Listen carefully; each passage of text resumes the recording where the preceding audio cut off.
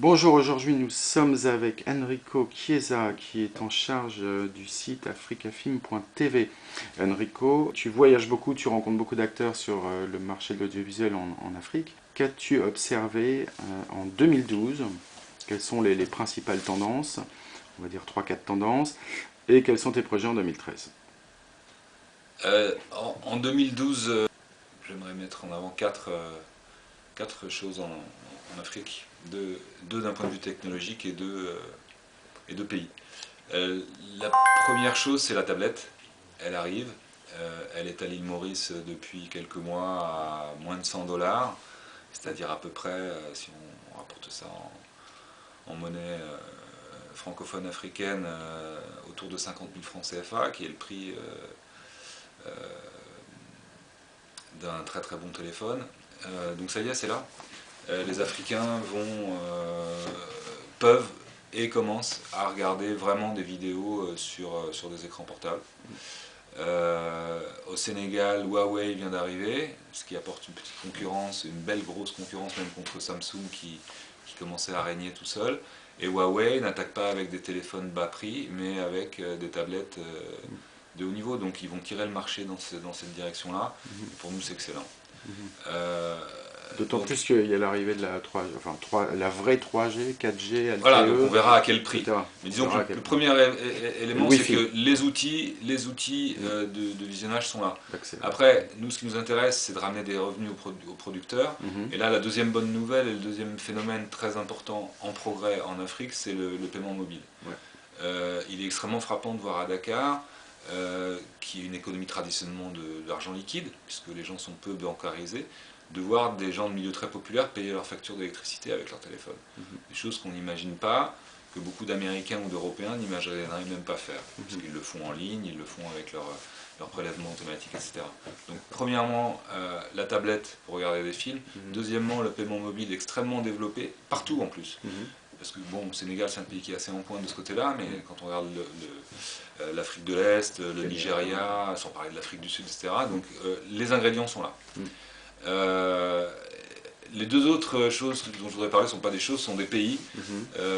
qui, je trouve, cette année se sont vraiment affirmés, c'est le Sénégal et le Kenya. Mhm. Le Sénégal, on l'a vu d'un point de vue technologique, avance, mais c'est au niveau de la production cette année que les films sénégalais étaient partout et ont gagné partout, que ce soit Tay d'Alain Gomis, La Pirogue de Moussa Touré, le film de William Bay, le film d'Aziz Cissé, etc. Il y a toute cette génération de cinéastes qui sont à maturité, puisqu'ils sont c'est les petits frères de ceux qui ont des grands maîtres qui ont disparu. Mhm. Mais là, ils sont vraiment ils ont tout raflé. Mhm. Et puis derrière, il y a des petits qui grandissent aussi. Il y a Hubert Lamandau, etc. Donc c'est vraiment encourageant. Ça fait plaisir de vivre au Sénégal pour ça aussi. Mhm. Euh, et l'autre pays, qui est un pays que je ne connais pas, qui est à l'autre bout du continent, qui est le Kenya, Mhm. qui là est vraiment le pays à surveiller au niveau de l'audiovisuel, et notamment de l'audiovisuel dans sa connexion avec la technologie, Mhm. qui est notre métier. Au Kenya, c'est vraiment le laboratoire de l'Afrique au niveau Numérique, techno. du Ouais. numérique, des télécoms, Mhm. du paiement mobile, de la télémobile. Et évidemment, ça crée des appels d'air pour la production Mhm. et pour le marketing de toutes ces choses-là autour. Et donc, il y a un cercle vertueux Une émergence au Kenya. intéressante. Ouais. Je voudrais signaler juste trois sociétés. Il y a One Day Film, qui est One Fine Day Film, la société de Sarika Lakami, qui avait étonné tout le monde avec un premier film gentil qui était Soul Boy. Mhm. Et là, quand ils ont sorti Nairobi Half-Life, on passe dans une autre catégorie, des polars africains comme on en avait rarement vu, Mhm. avec des budgets super serrés. Mhm.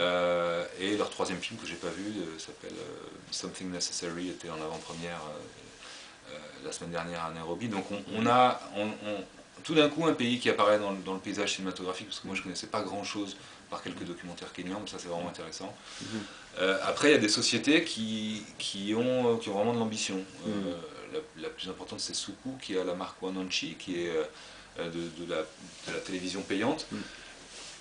Ils s'affirment au Kenya et pour cette année, 2013, ils annoncent un lancement, je crois, dans 10 pays sur tout le côté est africain. Donc bravo, ça va bouger un petit peu les choses et c'est toujours bon. Et je conclurai sur Bouni TV qui est une plateforme sœur d'AfricaFilms.tv puisque ils sont arrivés plus récemment, mais ils ont vraiment fait leurs preuves. Notamment vers un public local, kényan, connecté mobile.